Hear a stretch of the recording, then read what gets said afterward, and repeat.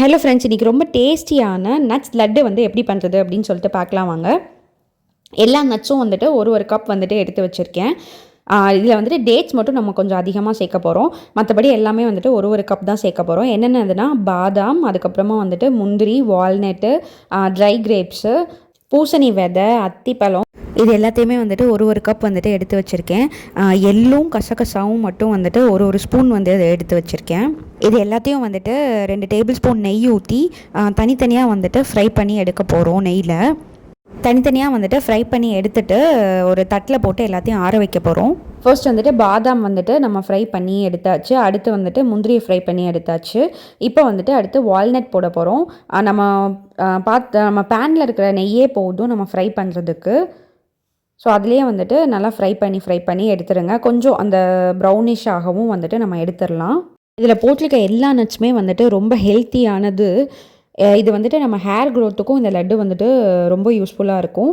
Hair loss ஆகிறவங்க கண்டிப்பாக இந்த laddu try பண்ணி சாப்பிட்டு பாருங்கள். அது மாதிரி வந்துட்டு மென்சஸ் ப்ராப்ளம் இருக்கிறவங்களும் வந்துட்டு இந்த லட்டு ட்ரை பண்ணி சாப்பிட்டு பாருங்கள். ஏன்னா அத்திப்பழம், எள்ளு இது எல்லாமே வந்துட்டு நம்ம சேர்த்துருக்கோம்.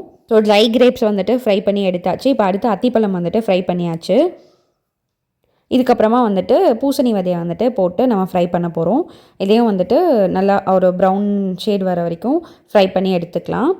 நெக்ஸ்ட்டு வந்துட்டு நம்ம டேட்ஸ் சேர்க்க போகிறோம். டேட்ஸ் வந்துட்டு கொஞ்சம் அதிகமாக சேர்த்துக்கோங்க. இது எல்லாத்தையும் விட இப்போ இதெல்லாம் ஒரு கப் எடுக்கிறீங்க அப்படின்னா டேட்ஸ் வந்துட்டு 2 கப் அளவுக்கு வந்துட்டு சேர்த்துக்கோங்க. கொட்டை இல்லாத சீட்லெஸ் டேட்ஸ் எடுத்து சேர்த்துக்கோங்க. இதில் வந்துட்டு மைல்டு ஸ்வீட்னஸ் தான் வந்துட்டு இருக்கும். அதுக்காண்டி வந்துட்டு நம்ம தேனும் சேர்க்க போகிறோம். தேன் சேர்த்துமோ எனக்கு வந்துட்டு மைல்டு ஸ்வீட் தான் இருந்தது, ரொம்ப ஸ்வீட்லாம் இல்லை. ஸோ இதில் வந்துட்டு எல்லாமே ஹெல்த்தியானதான் சேர்த்துருக்கோம். ஒயிட் சுகர் சேர்க்கலை, வேறு எதுவுமே சேர்க்கல.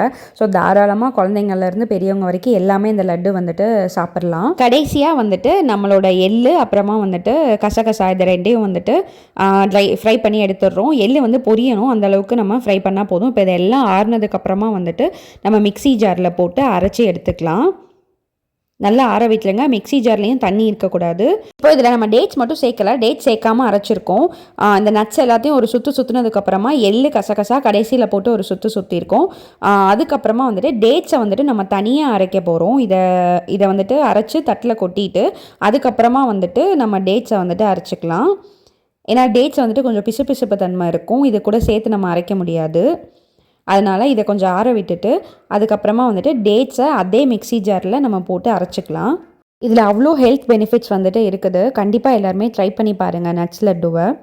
இப்போ டேட்ஸ் அரைச்சிட்டு வந்தாச்சு. டேட்ஸை வந்துட்டு நம்ம ஆல்ரெடி அரைச்சி வச்சுருக்க நட்ஸ் கூட வந்துட்டு சேர்த்துக்கலாம். சேர்த்துட்டு தேன் வந்துட்டு தாராளமாக ஊற்றுங்க. நான் ஒரு சின்ன பாட்டில் தேன் வாங்கினேன். இது ஒரு 1/2 பாட்டில் நான் யூஸ் பண்ணிட்டேன். ஸோ இது எல்லாத்தையும் சேர்த்து நல்லா கலந்து விட்டுக்கோங்க. 1/2 பாட்டில் தேன் ஊற்றுனதுக்கப்புறமா நம்மளோட நட்ஸு, டேட்ஸு, தேன் எல்லாத்தையும் சேர்ந்து நல்லா கலந்து விட்டுக்கோங்க. ஒரு டேபிள் ஸ்பூன் நெய்யும் வந்துட்டு அதில் ஊற்றிக்கோங்க.